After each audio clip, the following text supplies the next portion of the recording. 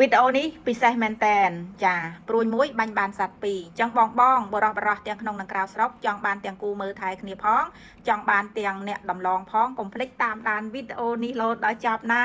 ពិសេសយ៉ាងម៉េចទៅតោះខ្ញុំជម្រាបតាក់ទងនឹងបងស្រីនៃបច្ចុប្បន្នអាយុ55-56ឆ្នាំមានមុខរបរជាជាងកាត់ដេរវាំងនន់មានសេវាកម្មចាបំពាក់ទៅតាមគេហដ្ឋាន25ខេត្តក្រុងហើយមានមុខរបរលក់ដូរដូចជាអង្គរផងដែរបងស្រីជា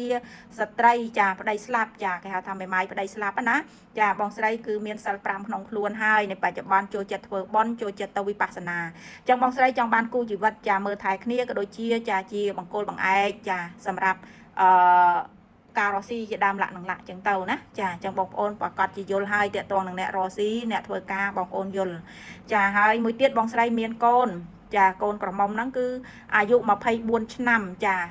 អតចរិតល្អសម្បុរសសុភាពរៀបសារអត់ធ្លាប់មានសង្សារអត់ធ្លាប់មានគូដណ្ដឹងទេចាកម្ពស់1m54ចានិស្សិតចប់ឆ្នាំទី4មានការងារធ្វើជាមន្ត្រីរាជការនៅក្នុងក្រសួងតែសូមលាក់មុខងារអញ្ចឹងតាក់ទងទាំងម្ដាយទាំងកូននេះគឺចង់បានគូមើលថែគ្នាតែសម្រាប់កូនស្រីគឺចង់បានគូនៅក្រៅស្រុកចាអាយុ30ស្ដើងចុះចំពោះកូនស្រីគាត់ចង់បានគ្រួសារអាយុ30ស្ដើងចុះអញ្ចឹងទាំងម្ដាយទាំងកូននេះអាចតំណាក់តំណងលេខអ្នកម្ដាយផ្ទាល់098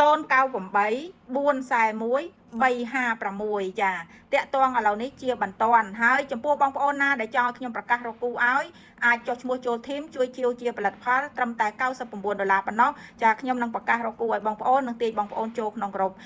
បន្តមកទៀតចំពោះបងប្អូនដែលចង់ឲ្យខ្ញុំចាប្រកាសចាដូចជាជួយផ្សព្វផ្សាយលក់ដីស្រែដីចំការដីភូមិចាជាដើមលក្ខនឹងលក្ខបងប្អូនអាចចាscan QR Telegram ខ្ញុំនៅក្នុង comment ចាអរគុណបងប្អូនជម្រាបលាវីដេអូក្រោយជួបគ្នាជាមួយមេម៉ាយបន្ត